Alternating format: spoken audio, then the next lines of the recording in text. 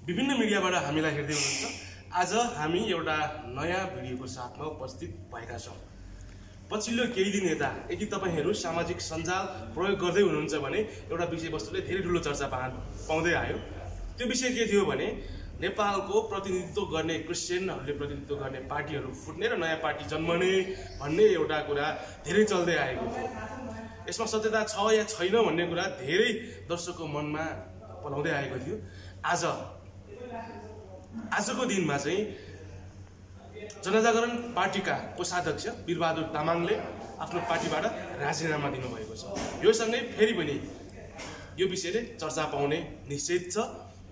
अब उहाँको आगामी दिनको भिजन के कस्तो छ, नयाँ पार्टी खुल्छ कि खुल्दैन, त्यो विषयमा पनि कुराकानी गर्छौँ। किन छोड्नुभयो भन्ने विषयमा पनि कुराकानी गर्छौँ। बाँकी कुरा सुन्नको निम्ति अन्तिमसम्म त तपाईँले हेर्नै पर्छ। जय मसी वीरबहादुरजी। अब यो लामो समयदेखि क्रिस्चियन मिडिया सामाजिक सञ्जालमा धेरै चर्चा भइरहेको थियो। विभिन्न साथीहरूले खण्डन पनि गर्दै आउनु भएको थियो, त्यस्तो होइन, पार्टी फुट्ने कुरा होइन भन्ने कुरा पनि चलिरहेको थियो। तर तपाईँहरूले तपाईँ पार्टीबाट फुट्नु नै भयो। अझ भन्दा फुट्नु भन्दा पनि राजीनामा नै भन्दा उत्तम होला। राजीनामा दिएर तपाईँ छुट्टिनु भयो, किन? जनजागरणको के कुरा तपाईँलाई मन पऱ्यो? यो समयमा विशेष तपाईँलाई धन्यवाद दिन चाहन्छु। हजुर, अहिलेको परिस्थितिमा परिवेशमा राजनीति हाम्रो लागि अपरिहार्य छ, तर राजनीति नै सबै कुरा होइन भन्ने चाहिँ मेरो मूल्य मान्यता हो। तर सबै कुरा होइन भन्दैमा राजनीति बिना कोही पनि अलग रहन सक्दैन। त्यसैले यही सिलसिलामा म एउटा राजनीतिक परिवेशमा, एउटा क्रान्तिकारी परिवेशमा चाहिँ राजनीतिक प्रशिक्षण भएर हुर्केको। मैले एउटा किताब पढेको थियो मार्क्सवादको। हजुर, त्यो चाहिँ हिन्दीमा पढेँ कि अर्थव्यवस्थापन सम्बन्धमा। हजुर, त्यो चाहिँ हिन्दीमा छ। कसरी अर्थव्यवस्थापन गर्ने भन्ने विषयमा कुनै पनि कुराको व्यवस्थापन गर्नको लागि अर्थव्यवस्थापन हुनुपर्छ। त्यसैले तर म चाहिँ एउटा कम्युनिस्ट विचारधारामा, एउटा कार्ल मार्क्स लेनिनको चाहिँ एउटा विचारमा, एउटा आदर्शको सिद्धान्तपछि एउटा पछि लागेको मान्छे। तर एकैचोटि आएर म एक दिन साँच्ची नै जीवन परिवर्तन गर्ने, समाज परिवर्तन गर्ने, संसारलाई चाहिँ हरबर बनाउने, एउटा मान्छेको मृत्युमा पुगेको व्यक्तिलाई चाहिँ जीवन दिने परमेश्वरलाई मैले भेटेँ। त्यसपछि मैले हामी चाहिँ नास्तिक होइन आस्तिक हो भन्ने कुरालाई चाहिँ मैले बुझेपछि, जब हाम्रो समुदायमा त्यो बेलाको समुदायदेखि म हुर्किँदै आइसकेपछि क्रिस्चियन समुदायको लागि, हक र अधिकारको लागि कोही पनि अगाडि बढेको देखिएन।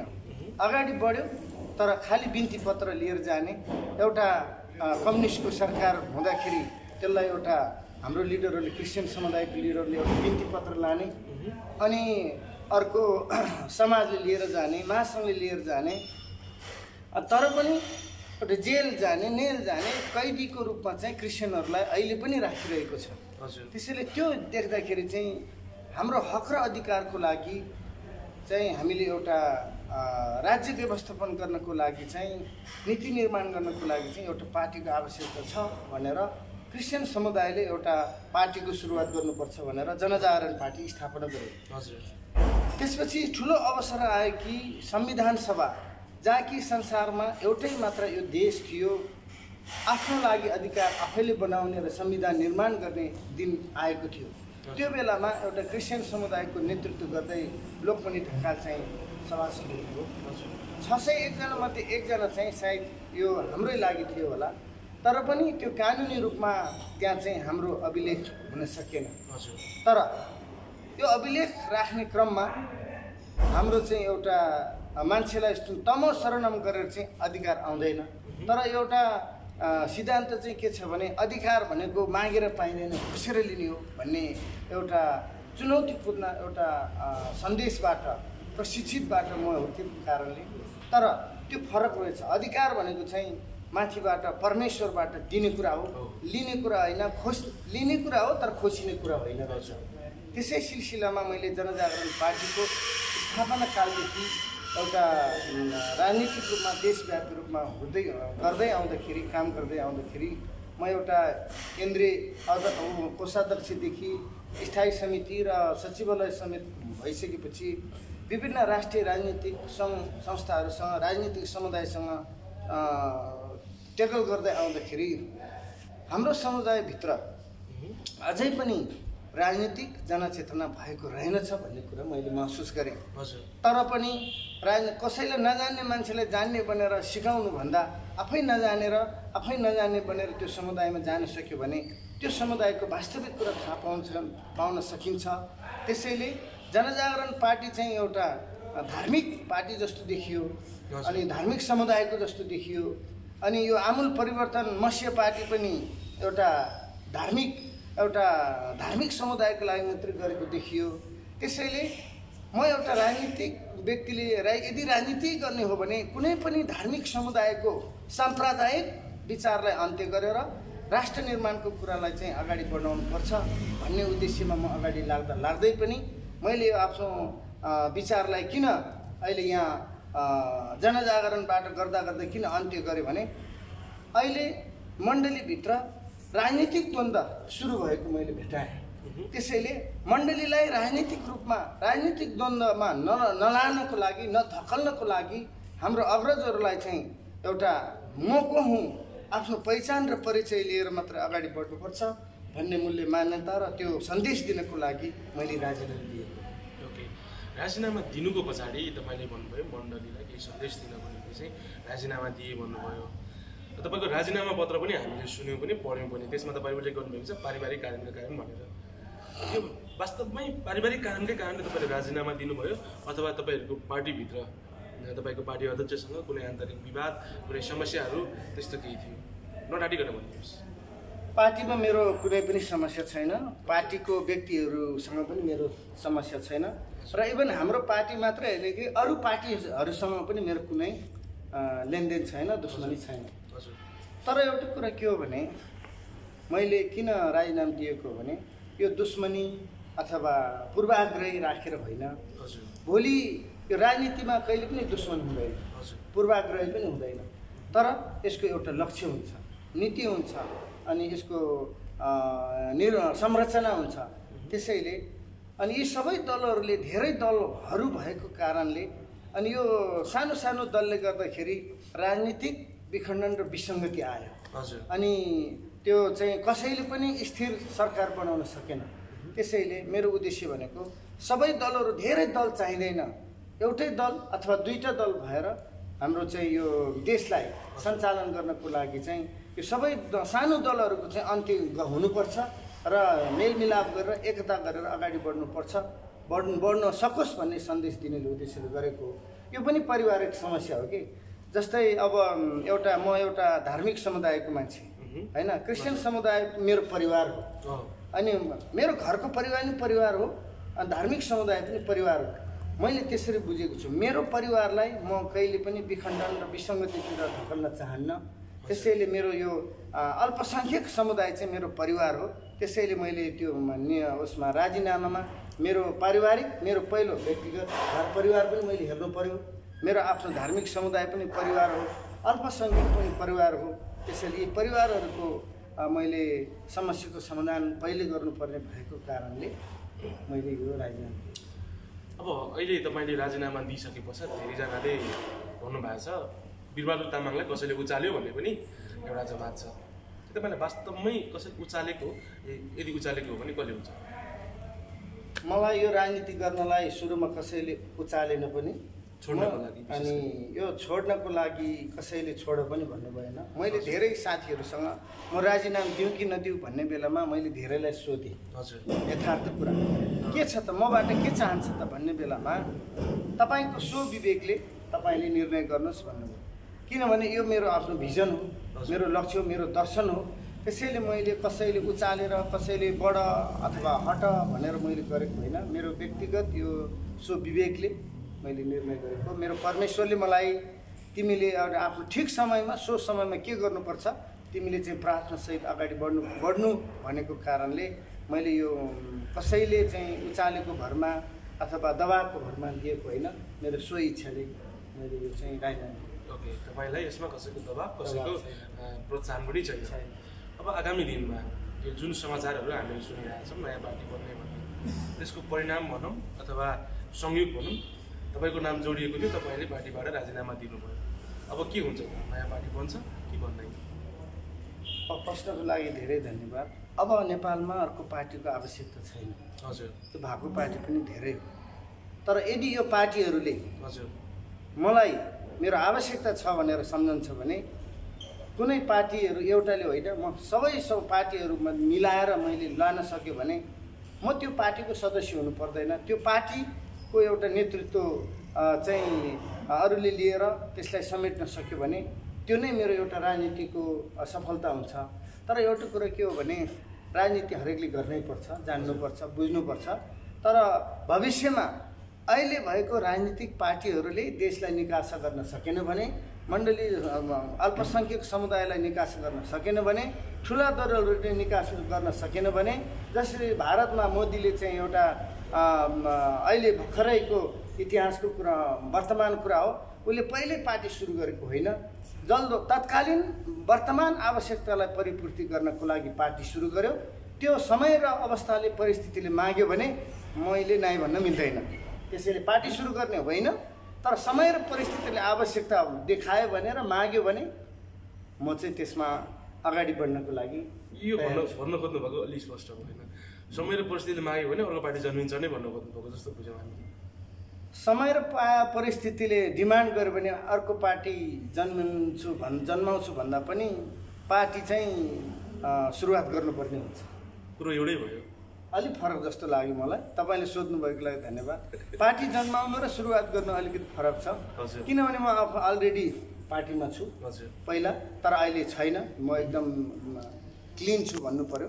त्यसैले यो देशको नेपाल कम्युनिस्ट पार्टी, एमाले, माओवादी, नेपाली काङ्ग्रेस, मसिया पार्टी, समाजवादी, यो जनजागरण, आमूल परिवर्तन लगायतका विभिन्न यो दलहरूले निकासी दिन सके भने यो देशले वीरबहादुरको आवश्यकता छ भन्यो भने वीरबहादुरले त्यतिखेर चाहिँ सुरु गर्छ। तपाईँ आफै पनि एउटा राजनीतिक पार्टीमा यत्रो लामो करिब 1 दशक बिताइसक्नु भएको मान्छे, विशेष गरी जनजागरणमा तपाईँले सुरुवाती कालदेखि अहिलेसम्म तपाईँ त्योभित्र हुनुहुन्छ। के त जनजागरणमा विशेष गरी अहिले अध्यक्ष बिपी कनालजी हुनुहुन्छ, उहाँमा राजनीतिक सम्भावना छैन? यो उहाँको व्यक्तिगत कुरा हो। हजुर, मैले उहाँलाई अहिले भन्न मिल्दैन, किनभने उहाँले अहिलेसम्म गरिराख्नु भएको छ। यो विषयमा उहाँलाई नै तपाईँले सोध्नु भने राम्रो होला, किनभने म अहिले विशुद्ध एउटा राजनीति कुनै राजनीतिक नेताहरूको विषयमा म आलोचना गर्न चाहन्न, भन्न पनि चाहन्न। तर हरेक व्यक्तिमा यदि मैले यो देशमा कस्तो व्यक्ति कस्तो पार्टी देख्न चाहन्छु भने जो पार्टी हाँकेको छ त्यो व्यक्ति त्यो पार्टी अध्यक्षले चाहिँ कहिले पनि त्यो सांसद हुने मन्त्री हुनु हुँदैन। त्यसले भनेको पार्टी सञ्चालन गर्ने। त्यसैले यदि त्यो गर्यो भने अथवा कुनै पनि व्यक्ति मिलनको लागि, जस्तै तपाईँ र हाम्रो दुई घरको मिलन हुँदाखेरि केही न केही चाहिँ गुमाउनुपर्छ होइन।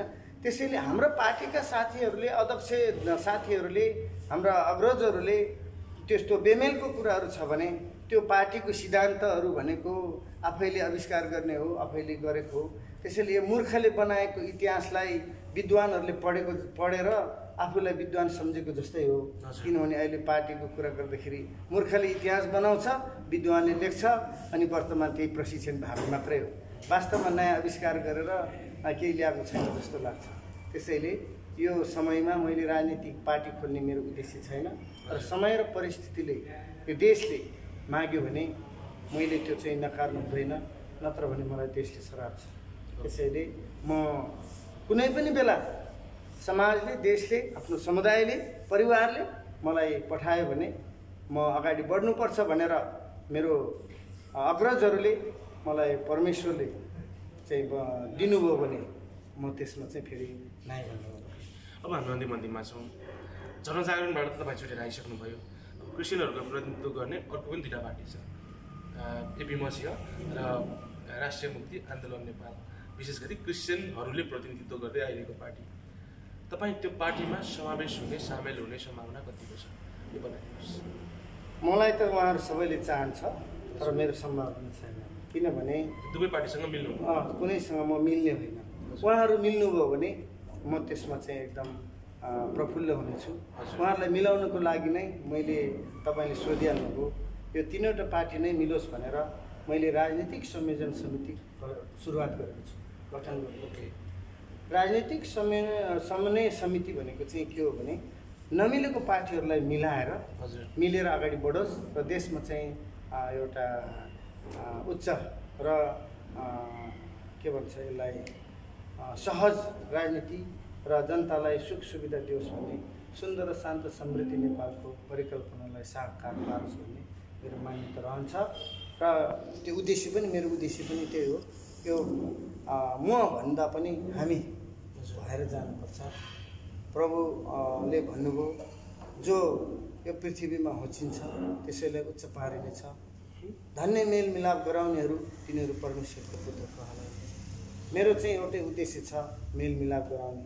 म परमेश्वरको असल पुत्र बन्न चाहन्छु र अनि मेलमिलाप गराएर त्यो मेलमिलाप नै मेरो लागि ठुलो आशिष हो भन्ने कुरा चाहिँ अब अन्तिममा जाँदा जाँदै एउटा कुरा बताइदिनुहोस्। तपाईँले भन्नुभयो कि मैले तीनवटा पार्टीलाई एक गरेर निर्लो कोसिस गर्ने भन्नुभयो, सम्भावना छ कि छैन तीनवटा पार्टी हामीले मिलेको देख्न पाउने? हाम्रो क्रिस्चियन दाजुभाइहरूले, क्रिस्चियन जनताले उहाँहरू मिलेको देख्न पाउने सम्भावना छ कि छैन? सम्भावना मैले देखेको छैन उहाँहरूमा, किनभने पहिलो कुरो क्रिस्चियन पार्टी भन्ने बित्तिकै उहाँहरूमा म भन्ने अहम छ। हजुर, जबसम्म यो म भन्ने अहम उहाँहरूले त्याग्नुहुन्न, मैले पढेको, मैले गरेको, मेरो यति डिग्री अथवा मैले मेहनत गरेको, यति खर्च गरेको भन्ने खालको त्यो अहम बोक्नुहुन्छ भने त्यो मेलमिलापको सम्भावना छैन। यदि मेलमिलाप गराउन चाहनुहुन्छ भने पहिला मेलमिलाप गराउने, त्यसपछि विधि विधानहरू भन्ने कुरो आफैले बनाउने कुरो हो, त्यसै हामीले निर्माण गरेको हो। त्यो पद भन्ने कुरो जहाँ जहाँ बसिनु हुन्छ एउटा टिम हो। अहिले नै सबै कुरा सत्ता हासिल गर्ने होइन, देशलाई निकास दिने हो। त्यसैले हुनसक्छ मैले त के सोचेको छु भने यो तिनटै अध्यक्षले छोडेर अर्को नयाँ नेतृत्व अध्यक्ष बनायो भने त्यो पक्कै मिल्छ पनि होला, तर यो चाहिँ उहाँहरू तयारी हुनुपर्छ। ओके, समय दिनुभयो यहाँलाई धेरै धन्यवाद। आगामी कार्यकालको लागि पनि अग्रिम शुभकामना। हस्, धन्यवाद। यहाँले मलाई यो समयमा एउटा खालको अवसर दिनुभयो, मलाई विश्वास छ मलाई यो अवसर दिएर म जस्तो एउटा समाजमा एउटा नगण्य व्यक्तिलाई यहाँहरूद्वारा मलाई मिडियामा ल्याइदिनु भयो। यहाँहरूले मलाई मिडियामा ल्याएर मेरो आफ्नो व्यक्तिगत कुरालाई र समुदायको कुरालाई राख्ने अवसर दिनुभयो, त्यसको लागि तपाईँलाई धेरै धेरै धन्यवाद। अन्तमा